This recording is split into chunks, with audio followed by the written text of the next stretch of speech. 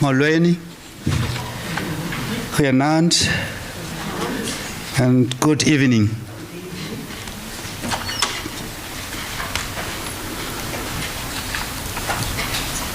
My name is Azwindini Muronga. I'm the Deputy Vice Chancellor for Research, Innovation and Internationalization, Acting Vice Chancellor in absentia, members of our Governing Council, Deputy Vice Chancellors, Executive Deans of Faculties.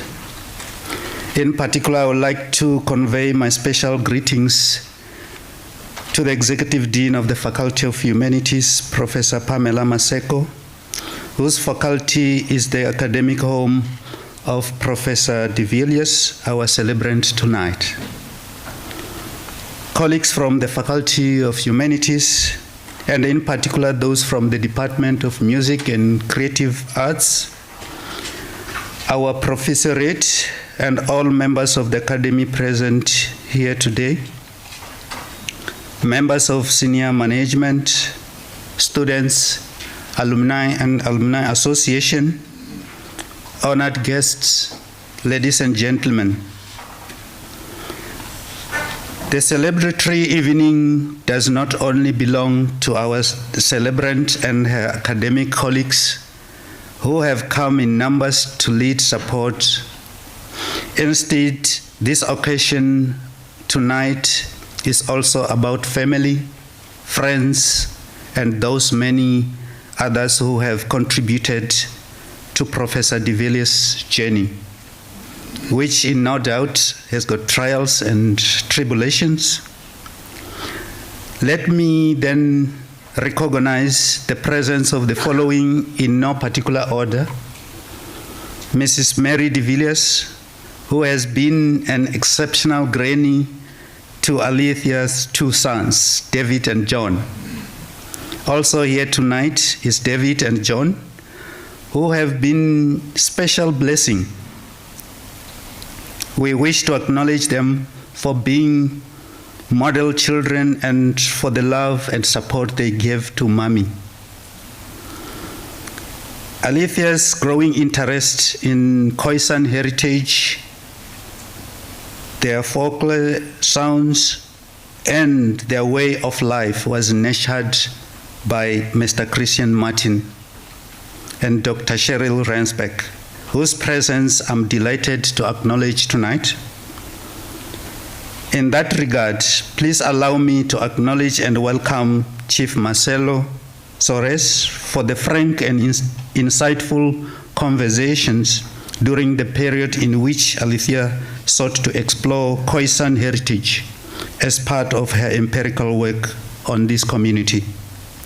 And lastly, among friends and family, I also wish to welcome Dr. Luke Sampson and Ms. Adele Phillips. We have it on good authority here that you were being caring disciplinarians in the family who kept Alethea grounded. Professor De Villiers is a consummate scholar in the field of music and the performing arts, which is part of a broader creative and cultural industries, which, according to the latest empirical data by the South African Cultural Observatory, SACO, an entity of the university here at Mandela, it contributes no less than 3% of the South African gross domestic product, GDP, excuse me. And that translates in today's currency, Prof. Lloyd, to about 131 billion rand. That's the contribution by the industry of arts and of creative arts and music. This is very much on par with global trends, with the sector accounting for 3.1% of the global GDP. This is not to say that the economic motive is the sole purpose or motive for which music and the performing arts exist.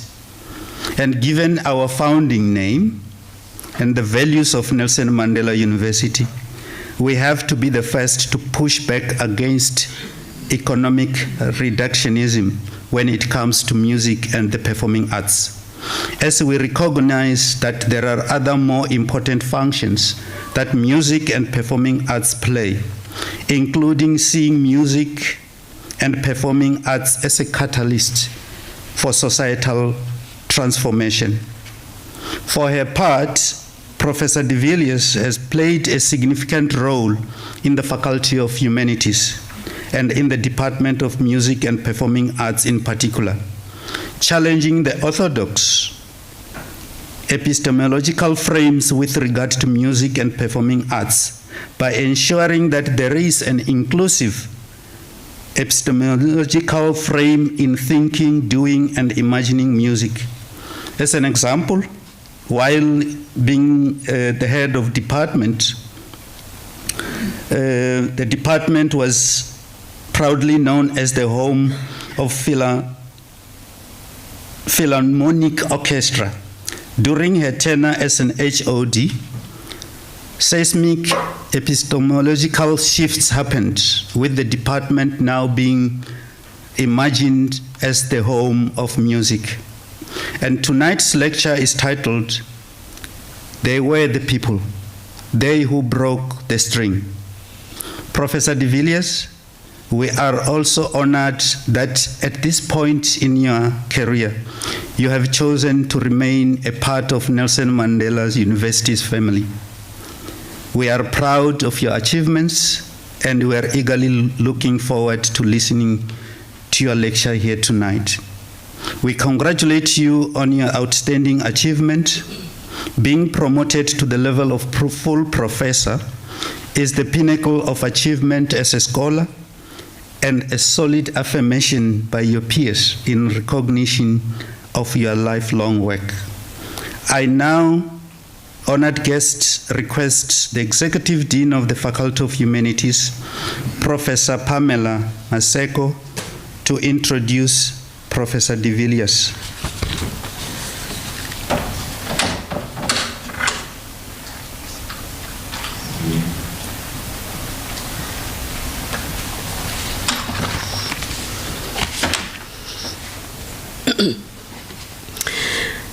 Mr. Acting Vice-Chancellor, Professor Andre Kiet in his absence, Deputy Vice-Chancellor, Professor Azundini Muronga, DVC-RII, Dr. Moki Mueng, Deputy Vice-Chancellor, Learning and Teaching.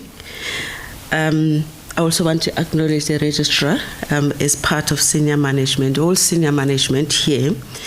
The executive deans are present, our professorial colleagues, distinguished guests, students, family, and friends, and our guest of honor, Professor Alethea De Villiers. Siyabulisa molweni. Siyabulisa. Good evening, Rienand. It is an honor and a privilege to introduce Professor Alethea De Villiers this evening on the occasion of her inaugural professorial lecture. Professor De Villiers is the Professor of Music Education in the Department of Music and Performing Arts in the School of Visual and Performing Arts. Her research interest, characterized by multidisciplinarity, include music education policy, music heritage, contemporary music education, democratic citizenship, and ethnomusicology. It's a wide range of areas there. She is an NRF C-rated researcher, a recognition given based on a researcher's research outputs and impact as perceived by her peers internationally.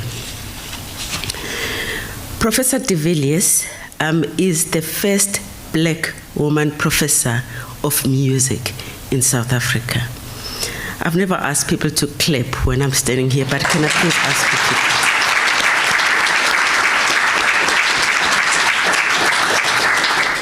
to? And this follows over 20 years of the first Black men to be accorded that title in Professor Mzilikazi at Wits University.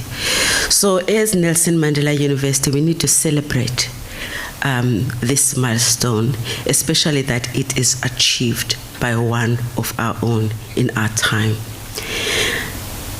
Prof. De Villiers' career started as a school educator where she advanced through the ranks. And when she left the education department to join Nelson Mandela University, she was a senior education specialist where she oversaw music teacher training, music curriculum improvement, music education policy development, amongst other things. She joined Mandela University as a lecturer only in 2010, just over 20 years after she had enrolled as an undergraduate student at the then University of Port Elizabeth, and as one of the first group of black students to be accepted at the then UPE. Professor Alethea is both a music theoretician, a scientist, in other words, and a practitioner, distinguished by scholarship that is undergirded in science and practice. Let me say scientific rigor and practice.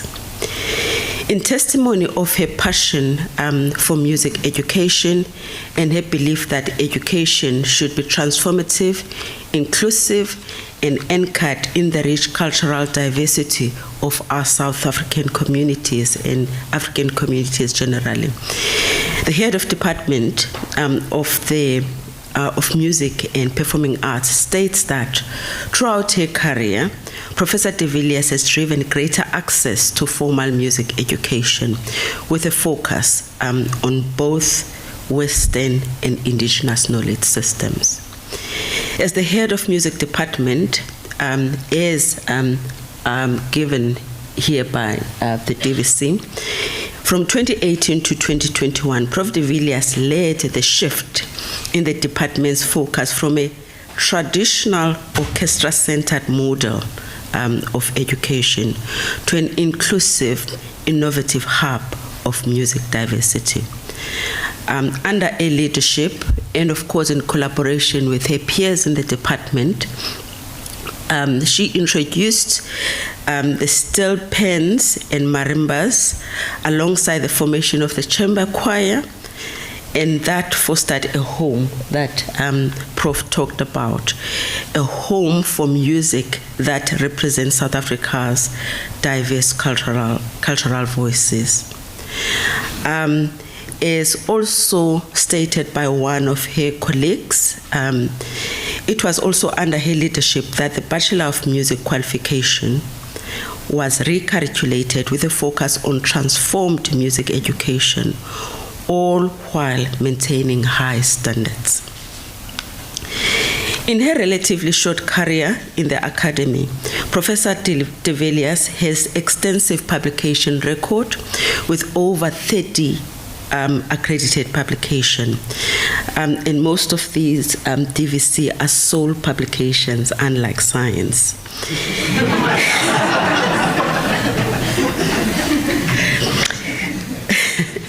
I hate to say it. She does collaborate as well. At the center of Professor De Villiers' vision as a scholar lies her commitment to guiding and mentoring the next generation of scholars. And of course, testimony to that is some of her publication co-authored with master's and PhD students and postdoctoral fellows. She has supervised over 20 postgraduate students who pursuing master's and doctoral degrees, and has hosted postdoctoral fellows. Her recently qualified doctoral student states that as a postgraduate supervisor, she is highly regarded for her supportive and rigorous approach to guiding students through their academic journeys, and she is known for fostering a collaborative learning environment, broadening her students' thinking and encouraging them to push the boundaries in their fields. He says he has always felt both challenged but fully supported being encouraged to think further than the now, and with the famous saying that whatever is said in discussion could be a research paper. And of course, as I said, DVC, the testament to this is publications that are co-authored with a student, and some that are single-authored by her student. Prof. De Villiers has also a remarkable professional network and affiliations that reflect her global engagement and leadership in the field of music education, and that exemplify her commitment to its transforming, not only in South Africa, but internationally. As current president of the South African Society of Music Teachers, and as a member and former commissioner of the Presidential Committee of the International Society for Music Education, her influence in her area of expertise has both national and global impact. As I conclude, DVC, Prof. De Villiers wishes to thank our University Research Office for providing funding opportunities for her as an early career scholar, and generally for providing an enabling environment for pursuing her research. She also wishes to acknowledge all her students and collaborators, as we've mentioned, DVC, and some from Stellenbosch University, Professor Menon, as well as postdoctoral fellow, recent postdoctoral fellow, Dr. Benjamin Izu. If I was gifted in song, I would call Professor De Villiers up to the podium by song, but we don't want the walls to break. But colleagues, family, and friends, in place of the song, let us please give Professor De Villiers a warm applause as she comes up to the podium to deliver her inaugural professorial lecture titled, "They Were the People, They Who Broke the String." Thank you very much.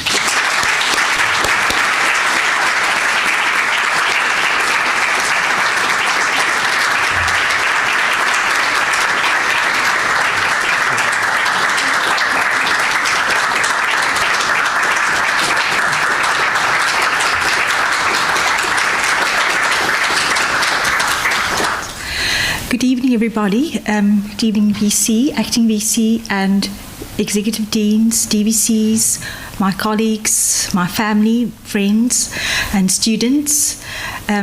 Welcome, and I feel very appreciative that you are here tonight.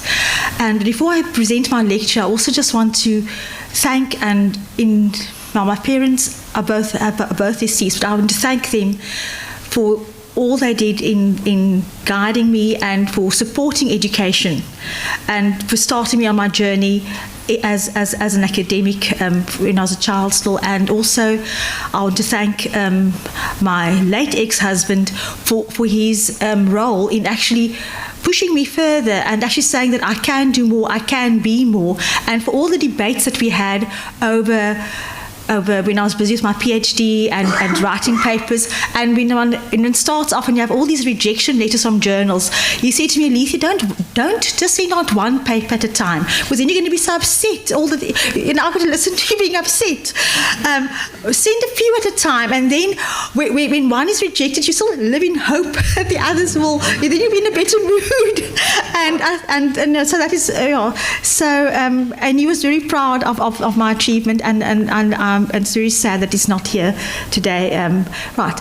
So without further ado then, I hope I've thanked everybody for coming and so on, then I'll just start with the lecture. And the lecture's titled, "They Were the People, Those Who Broke the String." Let me just see, it's all showing there, right? Okay, and before I actually go into the lecture and actually start speaking about it, I want to read a poem. And it's called "The Broken String," from whence the title of the lecture comes, by Dare Quain, and it's contained in a book compiled by Wilhelm Bleek and Lucy Lloyd.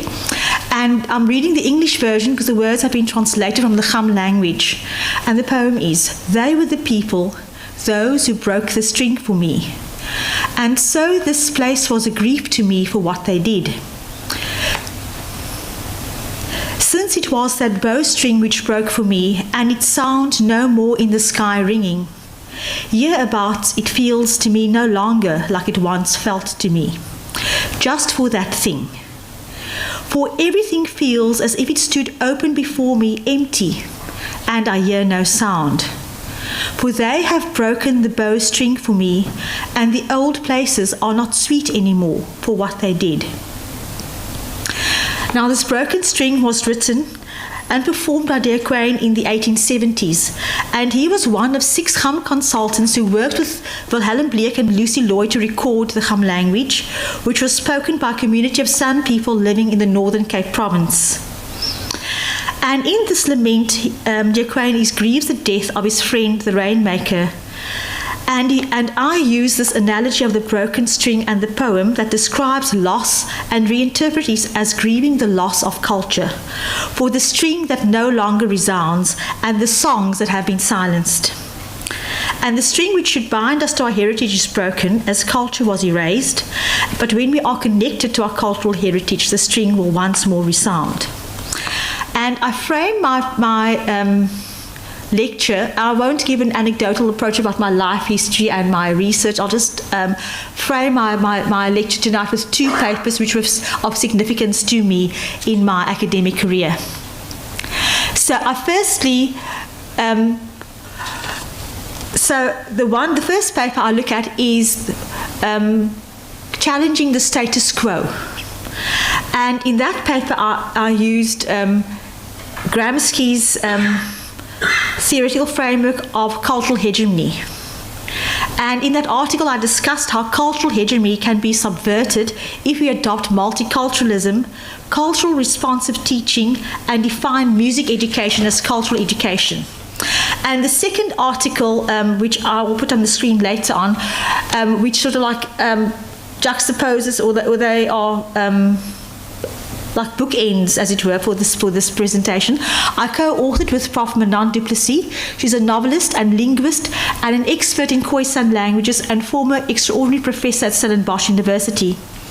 And in that article, we contextualized the Cham stories and the songs embedded in them, and we also presented a reinterpretation of this established scholarly view of Percival Kirby to refine the historical record, and it's a kind of restorative justice as well. So in that article, we present the songs performed by Hankaso and originally written down by Weisbecker, and present them as among the earliest examples of transcribed music in South Africa based on the melodic possibilities of the bow. And then I conclude my presentation by suggesting ways in which we can restore the string, linking us to our African cultural heritage so that we are the people, those who restore the string. So looking at this article, which looks uses Gramsci as a framework, because Gramsci says in his prison notebooks that cultural hegemony permeates society and it's spread through social institutions such as schools and churches as they socialize people into the norms, values and beliefs of the dominant social groups. Cultural hegemony is also spread through education, curricula, assessments and the hidden curriculum. And during the civil rights movement in the United States, a new way of education developed, which was multicultural education. And the purpose of multiculturalism was to actually subvert the dominant hegemony. And most democracies have adopted multicultural education. Universities are a bit slow in adopting multicultural education because we speak about decolonization in universities, where the school curriculum are based on the Constitution, and multiculturalism is part of the curriculum right from in all the democracies around the world, including ourselves in our own country as well. Yes, and actually this idea of multiculturalism comes from my master's degree and then also my doctorate. So those values of multiculturalism, citizenship education, those actually are are like threads which run through most of my research, although they look quite they're very diverse, but that's actually what runs through most of what I actually write about. Okay, so then we move on, and there are some of the people who write about it. So what, basically in a nutshell, multicultural education is education that includes people of all backgrounds, ethnicities and circumstances. And then also within the curriculum, their cultures and their music, if we're teaching music. Latin Billings adds an extra dimension to that, and she speaks about culturally responsive education. And she says that education or pedagogy needs to empower the students intellectually, socially, emotionally, and politically by using cultural reference to impart knowledge, skills, and attitudes. And then we add another dimension to it by looking at Dunbar Hall's definition of what music education should be. Because often in multicultural music education, we often talk about concepts like music has pitch, whether singing high or low, which instruments are being used, and which tempo is being played. So it sort of like dilutes where the music is coming from. But if one takes the approach which Dunbar Hall suggests of looking at music as cultural education, as cultural studies, in looking at the relationships among people, and also it will then reflect the histories of the people, so that music is not just taught from whether looking at concepts like tone, color, which instruments, speed, tempo, and so forth, but actually the cultural practices of the people who are performing the music. And one way in which we did this was to actually, so I'll just pause there, and then I'll just go on to my notes here. So when multiculturalism is adopted, you can still have a cultural hegemony. For instance, in South Africa, we have the International Library of African Music, which is housed at Rhodes University. And then I ask myself, are we then satisfied that that is everything? Is that the complete repository of the music of Africa? Or are some musics just mentioned in passing? Oh, I'm playing my bow today, and it just happens to have, and I just have just a page, like a footnote reference to its origin or other cultures. So we can be in a situation where we have arrived at a point, and we have a certain repository, but we need to constantly question things, because that's what we do in research. We don't just accept that now everything is fine. What is not included? And that's what I asked myself. Can we consider ILAM to be the repository of African music, or has it become another form of cultural hegemony? Because I believe that musicologists need to develop critical consciousness so that we can challenge the status quo through research and add to that repository. And music departments, we spoke about, I said earlier, when we adopt multiculturalism, we actually speak about decolonization, and then we add to the curriculum, we add African studies to the curriculum. And often when we add African studies, it becomes another stream, and not everybody will do that. What we did here at Nelson Mandela University was we introduced contemporary, we actually tried to have contemporary commercial music more institutionalized, and introduce a steel pan ensemble, but also steel pan as an instrument, so that the number of instruments were increased, and not adding more Western art music instruments, but adding an instrument which could fit into the academy, because if trying to make change is often difficult. So it is easier to make change where it is a big change, but it is something which sits well within the system. But then I also ask that if you are going to make changes, it has to then, this has been then part of the curriculum. So it's part of the practice of what people do. Because one cannot introduce any change or try and bring change if it is going to be on the periphery as extracurricular or non-elective modules or non-compulsory, because then what is the purpose of it? Then we haven't actually challenged a cultural hegemony at all. And then I'll just show you some slides. Last year I invited Leo Lenger, but I couldn't. We took so many photos, and the only photos I have of us sitting in a restaurant and eating, and and not of us actually. We did a wonderful workshop where we had bow players, and we were then had an improvisational workshop where we vocalized over the bow sounds, and we had percussion, idiophones, but I have no photos of that, so I've got to show you photos of Garth Erasmus. So he came around, so he was there, and we had a very nice lecture on his journey, his cultural identity, as reclaiming his identity as a Khoisan, and we had a music instrument making workshop in the visual arts department, and this is a beautiful invitation made by our colleagues in Vapor. And then there's some photographs, and there's also photographs of us with Soda Jabate from Gambia with the kora. And Garth not only performs music, he makes his own instruments, because he says that he can't go back in time, but if people made instruments from found objects, he does the same thing, and then he makes his music with that. So if they slaughtered an animal, they ate the meat, and they used the skins, and they used the gut, and they used hood and seed pods and moth cocoons to make instruments. So what can he find in his urban environment? And then he makes instruments like that, and he performs that. He goes globally. He goes to Germany, America. He's a Smithsonian scholar as well to do that. And then he includes images from his Khoisan heritage in his art as well. And there's some more pictures of us at that workshop, and me interacting with some of our students.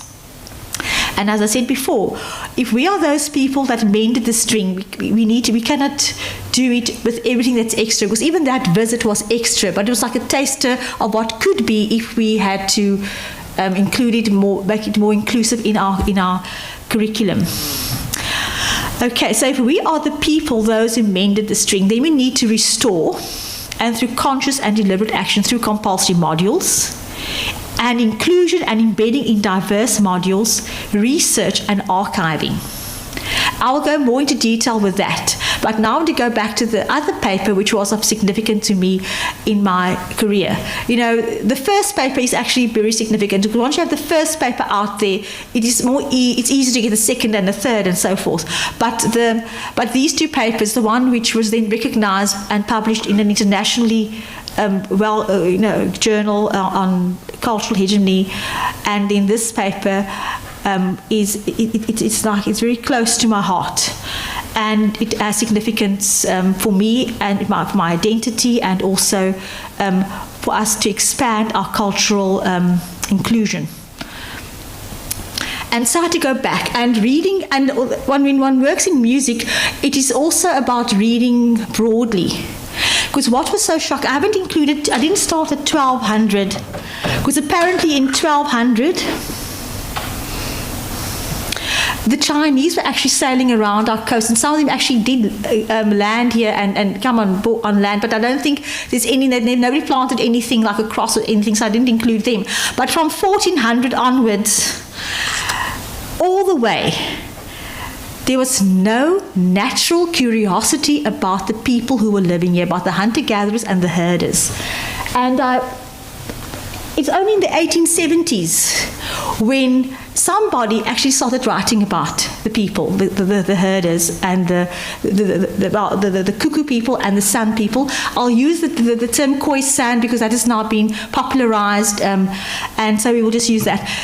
So there was just a systematic erasure of culture and also genocide. And one can read about that if you read George Stowe's book, you read Isaac Shapiro, and more recently Nigel Penn, The Forgotten Frontier. And so South African history books actually only begin in 1800 and some only begin in 1870. So nothing before that is actually very well recorded. But you can find information in travelers' diaries, which are then published, and people wrote letters to their family back in England, and then that has also been published in book form, and that's many of them are in our own university library. Right. I mean, so I wrote about, we came up to write about something historical, because there's also very little written on historical music research. Because I'd met with Christian Martin and Cheryl Rensburg and Chief Soros and Garth Erasmus. They were the main people I spoke with at ethics clearance, and there's a book chapter coming out maybe next year on the Khoisan revivalist identity and how identity is formed. But I also wanted to go back in time, because I like history. You know, I become historical. I like to know what happened in the past, and so I read many books. And then I found, and then Manan du Plessis introduced me to this digitized Bleek and Lloyd collection, which is housed in the UCT library, and that is now UNESCO Memory of the World, and it contains 13,000 notebook pages, vocabularies, folk tales, genealogies, and illustrations. Now, I'll just give some brief background to that.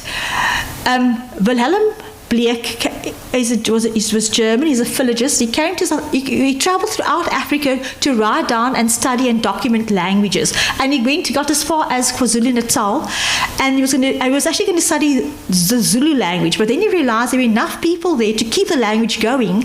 But then he had heard that there was a group of people were actually being slowly erased, and so he decided to go to Cape Town, and he had bought a house and lived in Mowbray with his wife.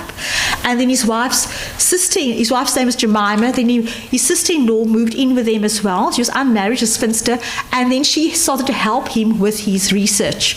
And then because of this erasure, and the farmers were moving further and further north and pushing people more and more off their land.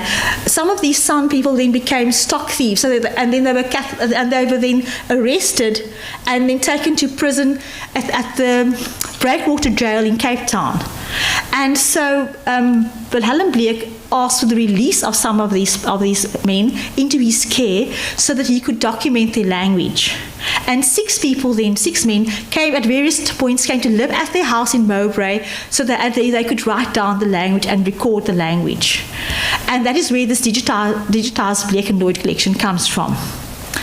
But then, in that digitized collection, so that there's lots of things, and I was fortunate to work with Manan. That is why I must be very curious. I thought I don't understand the Kham language. She actually reads it and she can speak it as if like I'm speaking English. So she's fluent in that. I googled experts in Kham language in South Africa, found her email address, and we had an email correspondence. We have never met, but we had a very good interaction in our research. And then we actually wrote a paper. It was a long time in writing. At one point, we had about 130-something pages. I thought if we could enroll for a master's together, we could get a joint master's out of that. And it had to be scaled down, because it is historical research, because nobody actually knows these things. It is like put aside. So when I said that there were people who... there were consultants, these men who had been arrested for cattle thieving and some for murder, but the judge was, sometimes people were arrested for murder, but the judge felt it was self-defense, and so they didn't get a life sentence. They had a lighter sentence and so on. But they stayed with the Bleeks in their house, and they wrote all these things. And now, where do these people come from? So I'll speak about this paper and just some history about that. They came from, this is the map of South Africa, and they came from the Katkop Hills, Strandberg, and the Langeberg mountain range north of the Gariep in Griqualand West. And so it was there in the Northern Cape.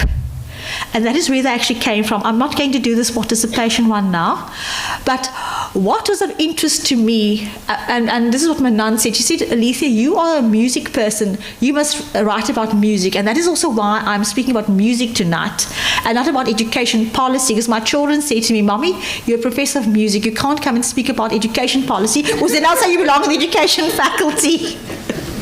All right, so in this collection, Lucy Lloyd had...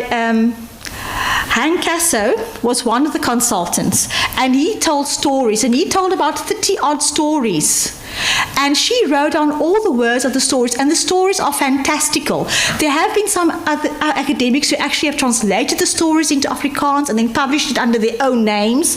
Yes, that has happened, yes. But we know that they didn't write the stories. But Hank Casso had a gift. He could tell the stories and had all the voices, animated the stories, and then made all the sounds for the different characters in the stories, and he also sang songs. Now those songs, so there were like a whole lot of songs there, and what happened was with the songs, so Hank Casso told the stories. Now the stories were told out of their social context.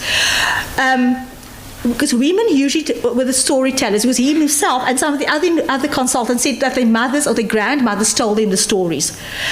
But he was now separate from his natural environment, from his community of people where they were actually doing all these things.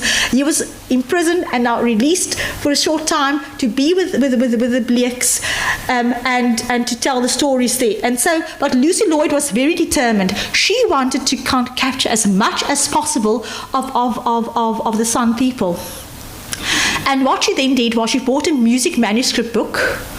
And she said, okay, now you said that as you were singing, she wrote down all the lyrics on the music book. And then she looked in the newspaper and she found there's a guy, Charles Weisbeck, a retired teacher, music teacher. And then she invited him to her house and said, okay, you must please come and write down the music for me. When he arrived, Hank Casso decided he wanted to improvise the song. He didn't just sing it exactly that. She said, no, sorry, you cannot do it like this. I already wrote down the words. This guy's here to come and write down the music.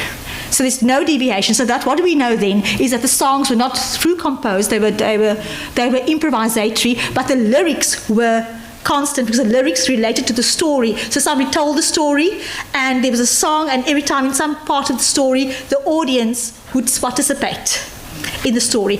And I must say, if one thinks Alice in Wonderland is fantastical, the stories of the Sun are extremely fantastical. It's worth a read, I think. Right, so when we are going on, so then we have that, just moving on here now. Okay, so there were 32 songs there, and then these songs were then, the notebooks were put into a box in the dining room in a cupboard and left there. And of course, time went on, people died, and then Bleek had a daughter, Dorothea, and one day she was tidying up the house many, many years, in 1936. This happened in 1870. In 1936, she found these things, and she thought, okay, what will I do with this? So she contacted Percival Kirby, who was a renowned musicologist, and we owe him a great debt because of all the information that he collected about instruments, about the drawings of instruments. And that information is very important, just the drawing of instruments. I came across a man called Gavin Coppenhall, who actually looks at those drawings and he manufactures the instruments exactly as they look, and using not modern techniques but the old techniques. I actually have quite a few instruments that he made for me, music bows, and also have a gora, which is a cuckoo instrument, but it's a very difficult instrument to play. It is a wind string instrument, so there's a lot of interest. There's some interest in those instruments as well. But getting back to this, so we do know that the stories were short, that the songs were short, and that they were improvisatory. And then in Lucy Lloyd's notebook, she wrote, "It is performed without." One of the songs was performed without the bow. So that gives us the impression that most of the other songs were performed with a bow. And then there are just a few, and this is on the left-hand side, you'll see that is Weisbecker's facsimile. So just in summary, I'll just give you an example of what happened with those stories, with those songs, is that Hank Casso performed them, Weisbecker wrote them down to the best of his ability, but none of these people were musicologists. Weisbecker did not know the music traditions of the San people, neither did Lucy Lloyd. So he wrote what he heard. In 1936, Kirby is given the music, this facsimile, and what did he do? He actually rewrote some of those songs, and he said, I don't think they would have sung it like that. They've sung it something differently. And it's not me saying so. He wrote an article that was published, and he said that's what he did. He rewrote some of the songs. And I don't think that is a good idea, any case, so that is why I had like my edge, because I don't know what am I going to write about, and doesn't now I've got a hook into the story, because it's like almost like being a detective, like who shot Mrs. Smith in the library kind of thing, because you've got a lot of different information you can find everywhere. If you see my bookshelf at home, I've got books on sociology, just history books, and then there's books on different topics, because and myths and fables and rock paintings, because all of that is important to understanding the cultural background of the people whose music I was looking at. So what I then thought was, okay, now I'm just going to fast forward to some other slides of mine if I come back there. Now, if one looks at some of the cave paintings, I thought if one looks at the cave paintings, I would very much like to reproduce that, where the 18 men put down their bows and one person is using them as a music instrument. That would be very interesting, something to recreate. But there are so many cave paintings in Southern Africa, across Southern Africa, that show some people with a bow. We can't say that they were from that group of people, but they had bows.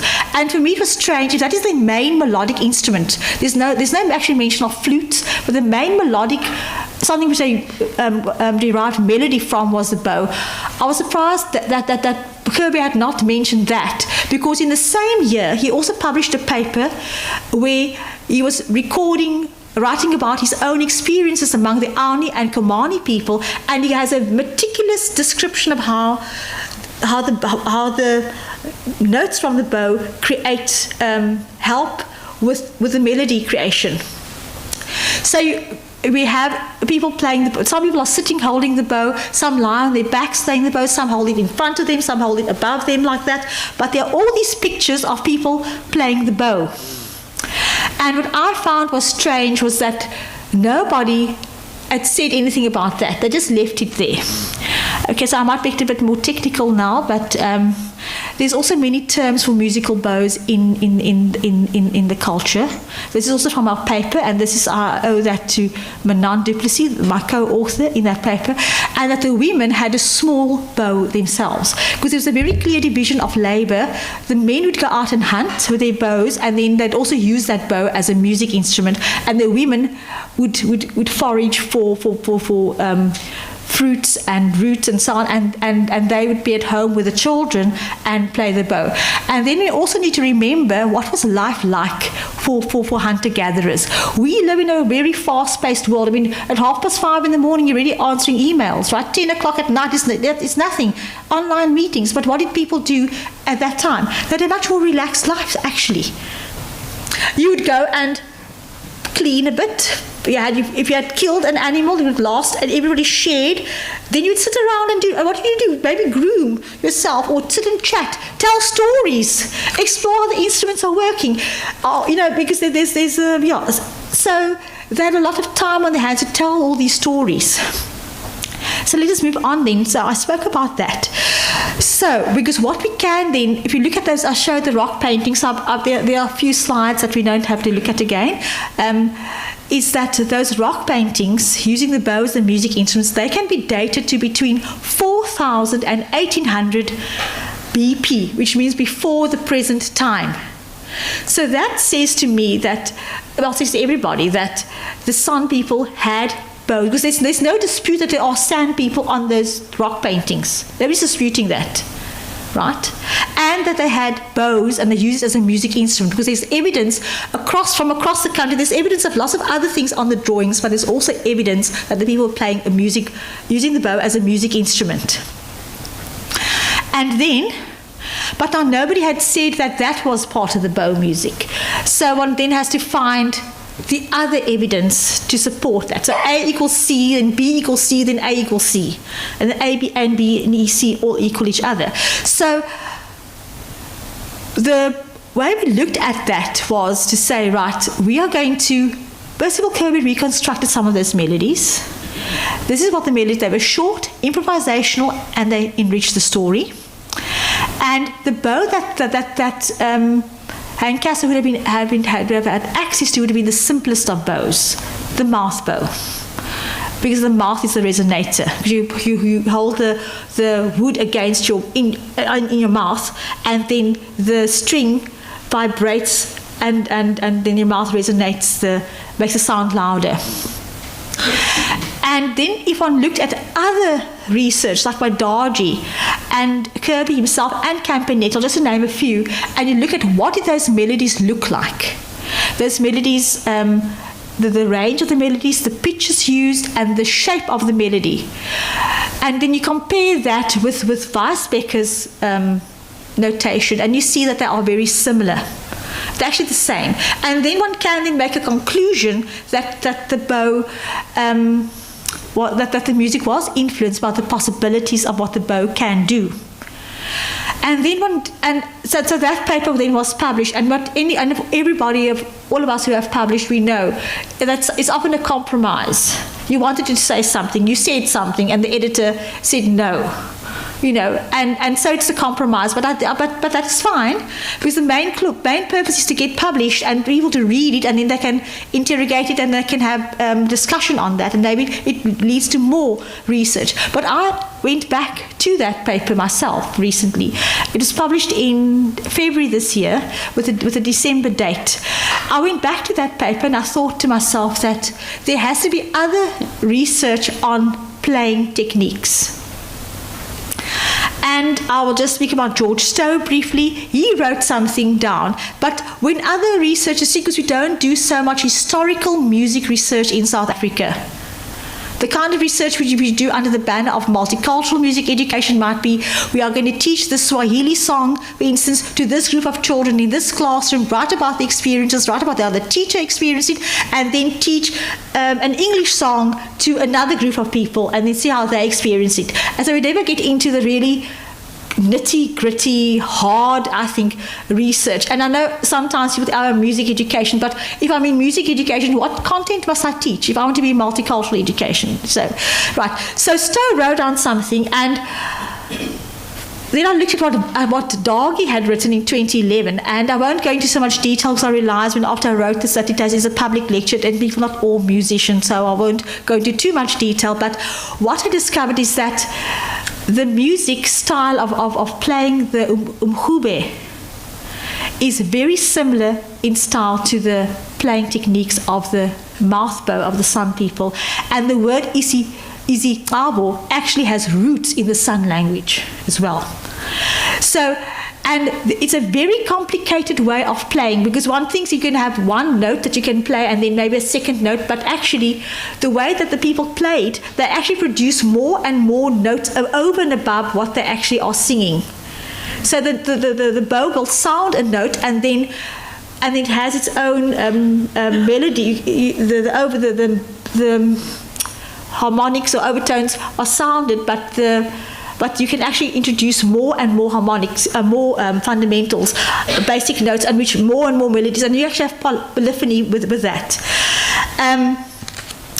And when Stowe wrote this down, because he met two people, a couple, and they were singing to him, but the complexity, I think the music colleagues will appreciate the complexity of what they're seeing on the screen, because it's two fundamentals, two basic notes, but it's not actually, it is presented in a much more complicated way than what one would expect from that.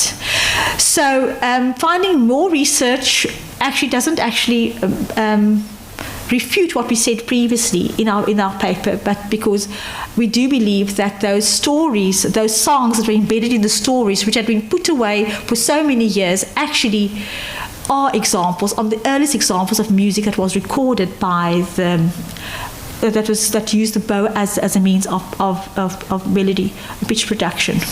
So I'll just gloss over those pictures again. All right, and so we come back to now where we were going to. If you're mending the string or repairing the string. And where we are doing something that is purposeful. So one thing one can do is to look at music instruments and their performances, and actually look at the history of that. improvisatory activities where we use instruments and we are just making music of our own, improvising, seeing how those instruments can be played. And to that list, I think one actually needs to learn some of those, if one was interested enough to learn how to play those instruments, because if you actually know the instrument, you can know what kind of sound it produces. Like I said, people were sitting there so many hours in a day in which they would be playing something, and we're not aware of all of those things. So we have bits of research here and everywhere, and we need to put it together as a whole. And then there are, I would say, comparative studies with world music, because there are bows in other cultures as well. There are bows in North America and in Brazil. You have bow music, and actually that's another interesting study to look at, and looking at folklore, mythology, dance, and the narrative of Khoisan history in South Africa, and looking at contemporary identities, and then sampling for composition, and then learning about contemporary artists, learning about them and also performing their music. And that is where contemporary commercial music gives us that opening, because you can actually, even without students can sing the music which is popular, because you don't have to follow. If one is more comfortable of moving away from graded lists, one can find South African music in a language which is spoken by the students and also which represents other cultures. So I just named a few people, like Amanda Lewis-Stone. Most of her music is about the history. So she'll sing a song about Krotoa or David Stuurman as a reminder of her history. Garth Erasmus I spoke about. The Khoi Connection is very much of an improvisation group. And then you have Hemelbesem and then Lemmy Bierkus. And this is a picture, a composite of people and from across the world, because there are so many commonalities if you look at not the San as isolated people, but other cultures that have similar practices. So, I've actually come to the end of the lecture. So, I'm going to end the lecture now where I'm going to reread the poem, but that's the first verse and with new words. So if we go back and we actually start looking at the culture, we research culture, we include it in our curricula, then we have restored the string in a way. Then we are the people, those who restored the string. And so this place was a joy for us for what they did. And in conclusion, I'll say when we restore the string, we are the people, those who restore the string. The restored string resounds once more. Culture and music resound again. And then we are rewriting the dominant narratives and challenging the prevalent hegemonies. And we are also restoring dignity and honoring those who have been erased and silenced. And thank you very much for your presence this evening. I appreciate you, and Jan Guns.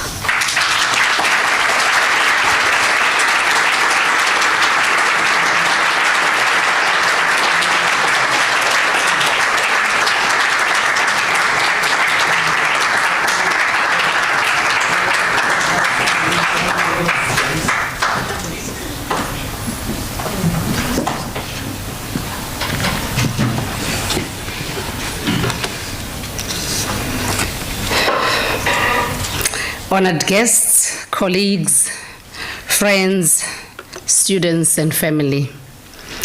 Good evening, goeienaand, molweni, sanibonani, dumelang.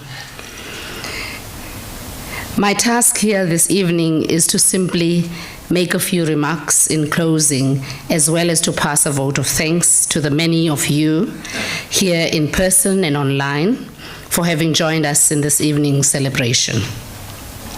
I've known Professor De Villiers from the early 2000s in the Faculty of Education at the University of Port Elizabeth. And I'm happy to see Professor Blachnout here because we were colleagues then. So that's why Prof. Maseko, you would hear curriculum, pedagogy, epistemology, and all of those wonderful educational terms.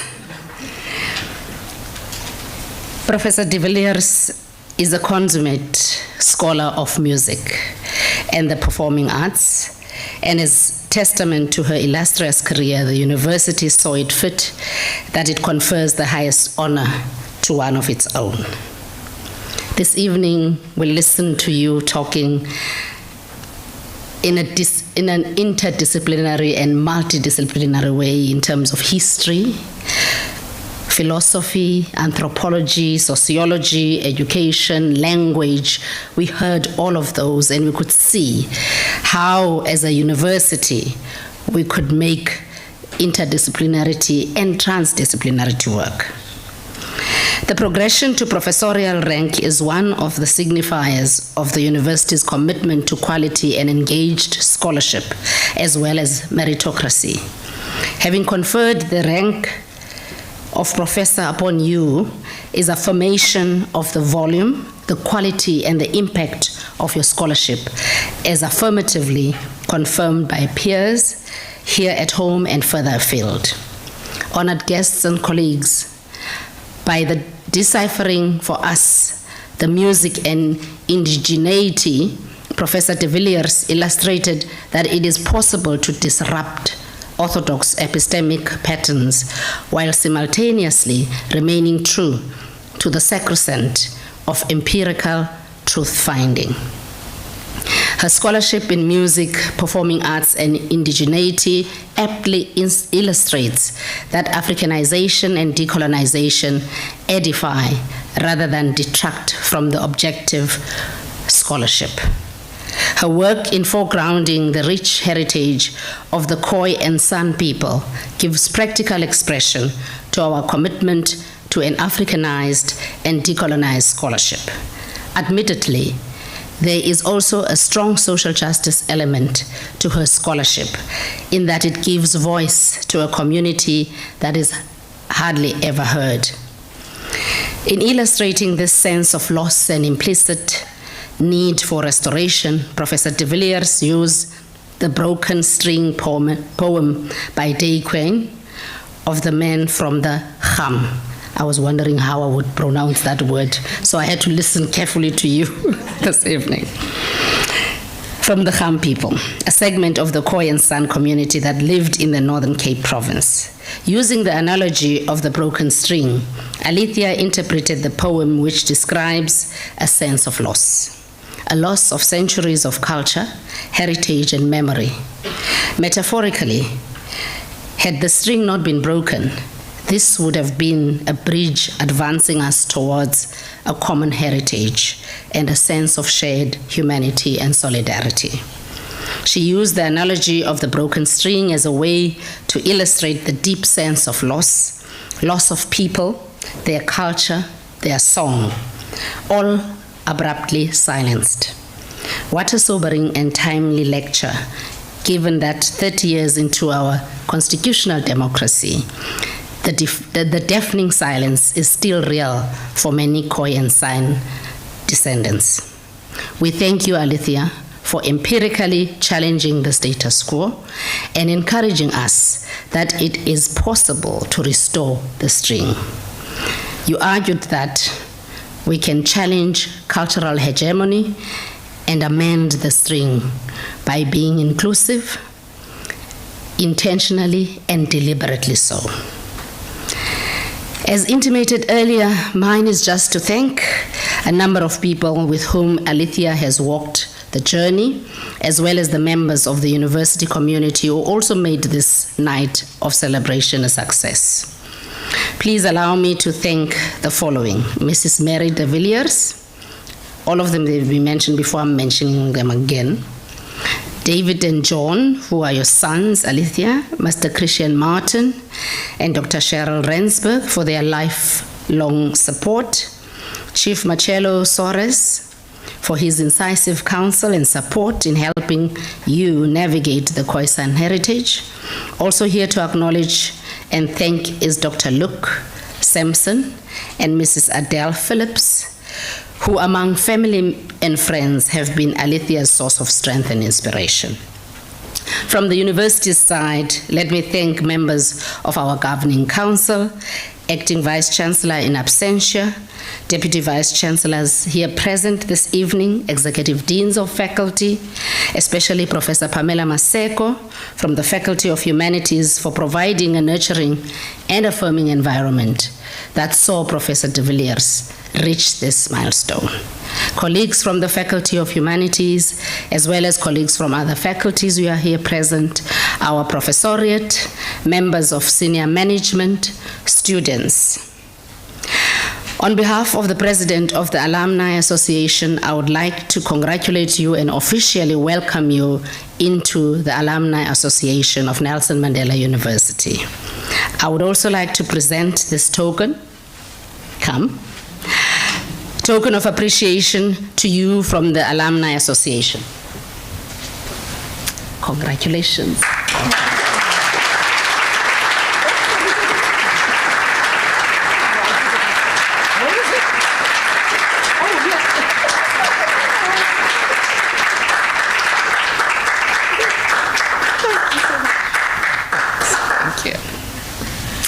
Lastly, and sorry for that, let me also thank those who were able to join us on the live stream platform. The party will now take leave as we invite the rest of you to join us for light refreshments at the foyer. Thank you.